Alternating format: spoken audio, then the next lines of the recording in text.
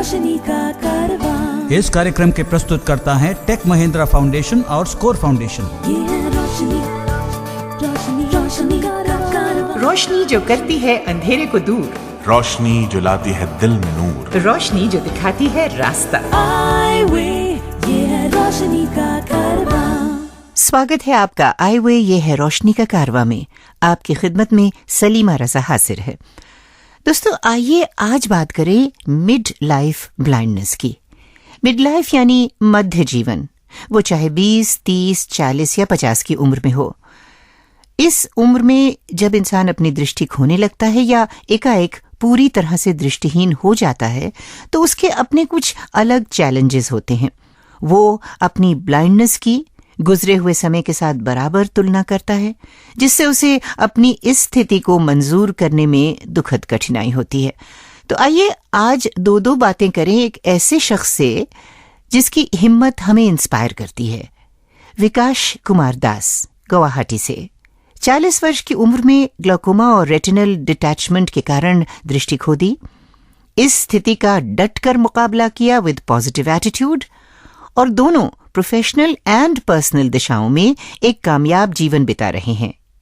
इस समय state bank of India में चीफ मैनेजर हैं। जॉर्ज इब्राहिम उनसे मिले उनके ऑफिस में और ये है उनकी बातचीत।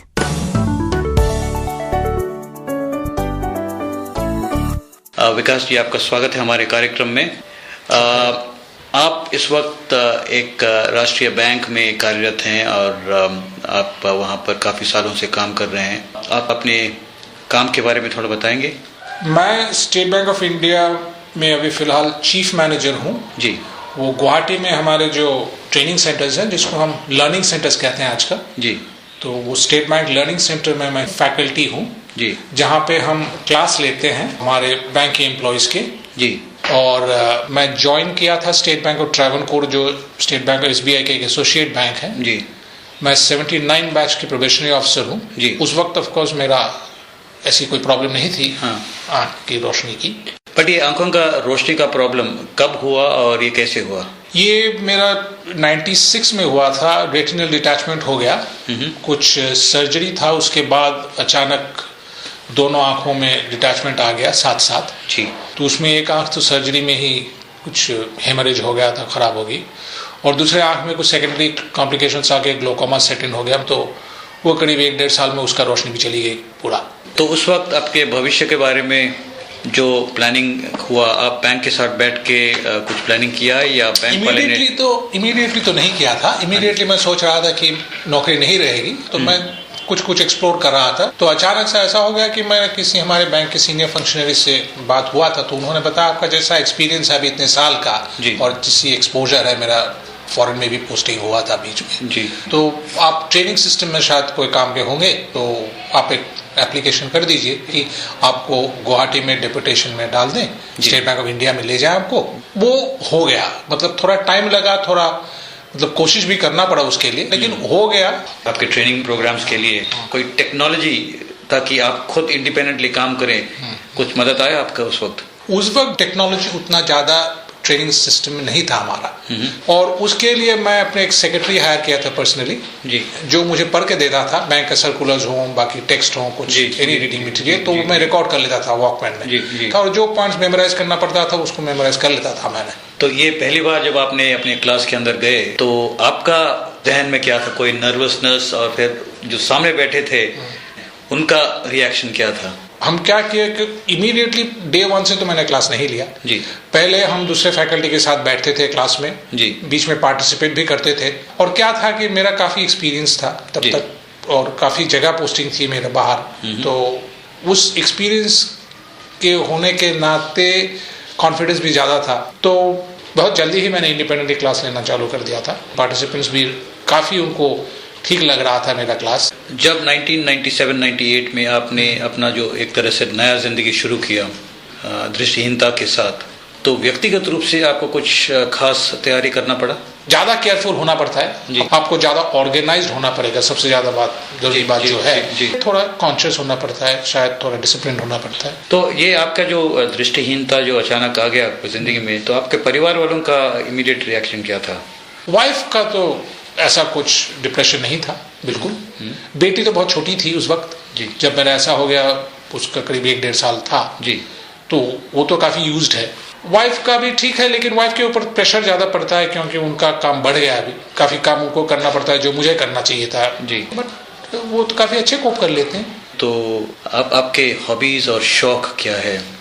म्यूजिक सुनना एक हॉबी है और किताब पढ़ने का काफी हॉबी था एक वक्त, अभी भी पढ़ाई करता हूँ जितना हो सके। तो काफी सारे बुक्स, ई बुक्स डाउनलोड कर सकते हैं जी, तो वो एक अपॉर्चुनिटी बढ़ गया मेरा अभी जॉज सॉफ्टवेयर या कोई टॉकिंग सॉफ्टवेयर के जरिए। और अपने आप को अभी प्रोफेशनली अलाइव रखने के लिए और डायनामिक रखने के लिए आप क्या करते हैं? एक तो है आपको अपडेट रखना है जी, किसी भी तरीके से हो, पढ़ाई से हो, टीवी से हो, इंटरनेट से हो, और दूसरा चीज है बात करने से जी, पर्टिकुलरली जो यंगर जनरेशंस हैं। अभी हमारे बैंक में जो सब नए प्रोबेशनरी ऑफिसर्स या नया जो क्लरिकल रिक्रूट्स होते हैं जी, उनके साथ जब भी मौका मिले बात करने का, उसमें से शायद मुझे काफी एंथुसियाज्म मिलता है, जोश मिलता है।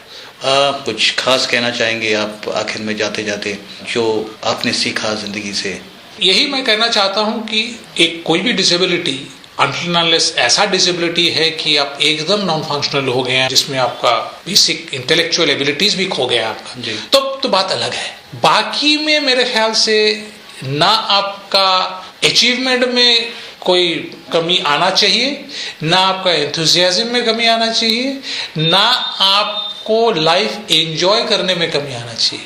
सोशल एनवायरनमेंट जो है हमारे फैमिलीज मेनली जी, उनको ये करना नहीं चाहिए। वो जो है अपने घर में जो डिसेबल्ड, उनको ऐसे अलमारी में बंद करके रखना नहीं चाहिए। You should not feel that you are either a burden on somebody और that you should not enjoy life जी, देर नहीं होना चाहिए। आपसे बात करके बहुत बहुत खुशी हुई हमें, और उम्मीद है कि हमारे सुनने वालों भी आपके साथ बातचीत एंजॉय किया होगा। Thank you very much. My pleasure. अधिक जानकारी के लिए हमारे आईवे हेल्प डेस्क 011-460-70-380 पर सोमवार से शुक्रवार के बीच सुबह 11 बजे से शाम 5 बजे तक हमें कॉल कर सकते हैं, या हमारी वेबसाइट www.iway.org पर विजिट कर सकते हैं। ये है रोशनी का कारवां। विकास कुमार दास से मिलकर फिर से ये बात उभर कर आती है कि विजन इम्पेयरमेंट के साथ एक कामयाब और खुश जिंदगी जीने का एक ही रास्ता है, और वो है सेल्फ एक्सेप्टेंस, अर्थात अपनी वर्तमान स्थिति को स्वीकार करना। दोस्तों, सिर्फ अपनी ही नहीं, अपने परिवार के सदस्यों की तरफ से एक्सेप्टेंस भी उतनी ही इम्पोर्टेंट है। और हाँ, शादीशुदा व्यक्ति के केस में अपने पति या पत्नी की अंडरस्टैंडिंग, सहायता और प्रोत्साहन व्यक्ति के रिहैबिलिटेशन में बहुत मदद करता है। आज सलाम जिंदगी में मैं आपको एक ऐसा ही उदाहरण देती हूँ।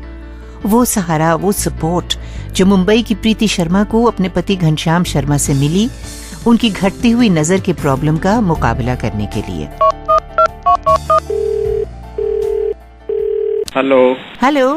हेलो, मैं सलीमा रजा बोल रही हूँ। आए हुए ये है रोशनी का कारवां से। कैसे हैं आप लोग? घनश्याम, प्रीति? हम अच्छे हैं। Good, all well. प्रीति, आपसे शुरुआत करते हैं। आपके शादी के करीब 6 साल बाद आपकी नजर कम होने लगी, आंखों की बीमारी रेटिनाइटिस पिगमेंटोसा के कारण। तो उस वक्त घनश्याम का इमीडिएट रिएक्शन क्या था? उस वक्त मेरी उम्र थी करीबन 32 साल, और जैसे मेरे हस्बैंड ने मुझे, जब मेरा डिजीज डायग्नोज हुआ था, तभी पहली बार उन्होंने मुझे यही कहा था, it's like any other disease. तो क्या ही शरीर के किसी न किसी हिस्से में कुछ ना कुछ प्रॉब्लम हर किसी को रहती है, उसको स्वीकार करो, उसके साथ में जीना सीखो, और वो मुझे इतना लगा। अच्छा, आप लोगों के अपने एक्सेप्टेंस के बाद घनश्याम, आप बताएं कि आपके स्टेप्स क्या रहे? तो सबसे पहली चीज की कि हमने हमारे परिवार के जो मेंबर्स हैं उन लोगों को इस चीज के बता दी। उनको बताने से फायदा हुआ कि वो लोग भी इस चीज को समझने लगे और जानने लगे, वो काफी मदद करते हैं। फिर दूसरे घर के अंदर के परिवर्तन, जो हम सामान रखते हैं वो सामान उस ढंग से रखने लगे कि जिससे इसको आराम से मिल जाए।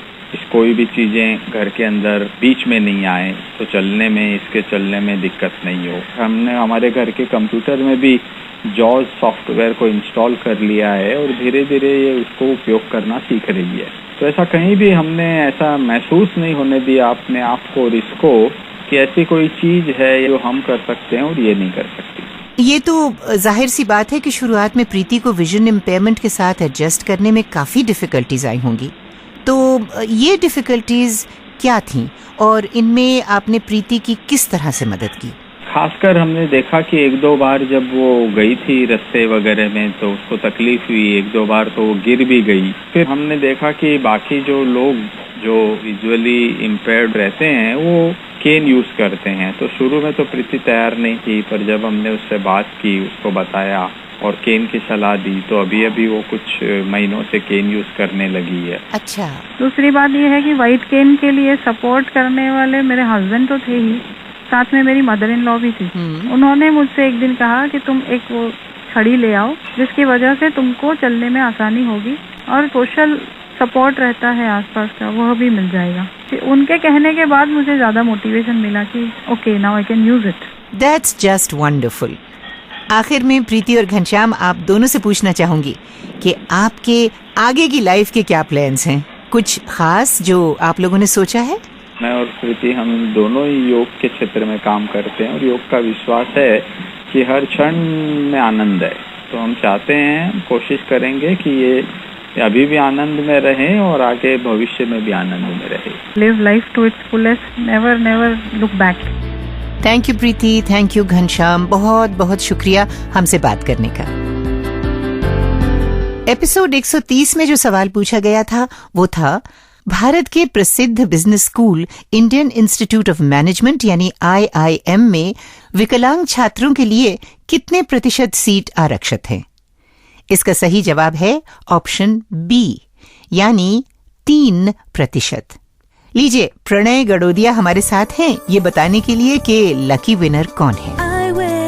यस सलीमा जी, और लकी विनर बने हैं मुकेश कुमार यादव, विलेज हरदरामपुर, डिस्ट्रिक्ट जयपुर से।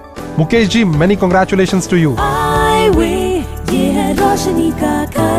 और अब ध्यान से सुनिए आज के एपिसोड 133 यानी कि 133 का सवाल।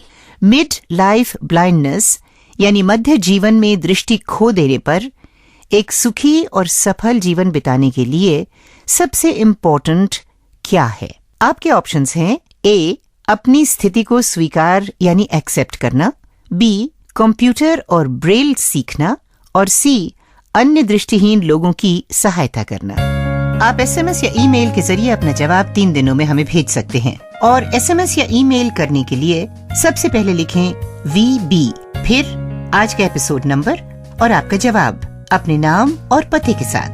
हमारा ईमेल ID है radio@iway.org यानी radio@EYEWAY.org।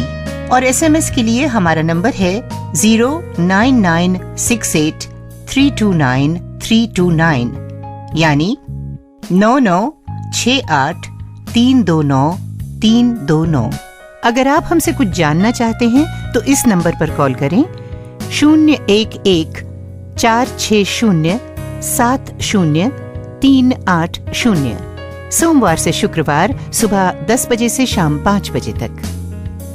समय का काम है गुजरना और हम और आप समय की सीमा में बंधे हैं।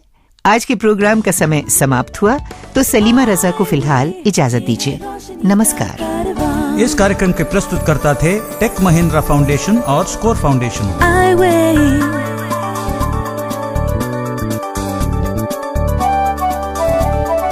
इस कार्यक्रम को आप सुन सकते हैं हर बुधवार रात 9 बजे विविध भारती के सभी स्टेशंस पर और रात 9:30 बजे FM रेनबो के 10 स्टेशंस पर। ये है रोशनी का